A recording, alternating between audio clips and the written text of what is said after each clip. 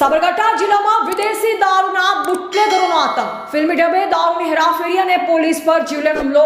સાબરકાંઠાના વડાલી તાલુકામાં બુટલેગરો દ્વારા વિદેશી દારૂની હેરાફેરી કરતી વખતે ફિલ્મી ઢબે દહેશત ફેલાવવાનો પ્રયાસ કરવામાં આવ્યો. વડાલી પોલીસ સ્ટેશન નજીક બેરિકેડ તોડી આરોપીઓ ફરાર થયા. પોલીસે નાકાબંધી કરી તાબડતોડ કાર્યવાહી શરૂ કરી.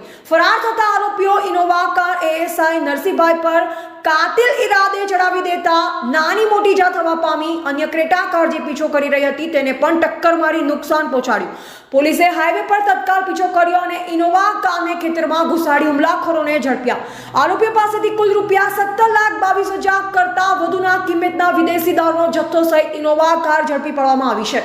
વડાલી લોકલ પોલીસ સહિત એલસીબીની સંયુક્ત કામગીરીથી સમગ્ર ઓપરેશન સફળ બન્યું. આરોપીઓ વિરુદ્ધ કાયદેસરની કાર્યવાહી હાથ ધરીને વધુ તપાસ શરૂ કરવામાં આવી છે. સાબરકાંઠા જિલ્લામાં વિદેશી દારૂના બુટલેગરોનો આતંક, ફિલ્મી ઢબે દારૂની હેરાફેરી અને પોલીસ પર જીવલેણ હુમલો. સાબરકાંઠાના વડાલી તાલુકામાં બુટલેગરો દ્વારા વિદેશી દારૂની હેરાફેરી કરતી વખતે ફિલ્મી ઢબે દહેશત ફેલાવવાનો પ્રયાસ કરવામાં આવ્યો. વડાલી પોલીસ સ્ટેશન નજીક બેરિકેડ તોડી આરોપીઓ ફરાર થયા. પોલીસે નાકાબંધી કરી તાબડતોડ કાર્યવાહી શરૂ કરી. ફરાર થતા આરોપીઓ ઇનોવા કાર એએસઆઈ નરસિંહભાઈ પર કાતિલ ઇરાદે ચડાવી દેતા નાની મોટી ઈજા થવા પામી. અન્ય ક્રેટા કાર જે પીછો કરી રહી હતી તેને પણ ટક્કર મારી નુકસાન પહોંચાડ્યું.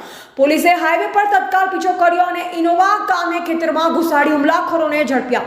આરોપીઓ પાસેથી કુલ ₹17,22,000 કરતા વધુના કિંમતના વિદેશી દારૂનો જથ્થો સહિત ઇનોવા કાર ઝડપી પાડવામાં આવી છે.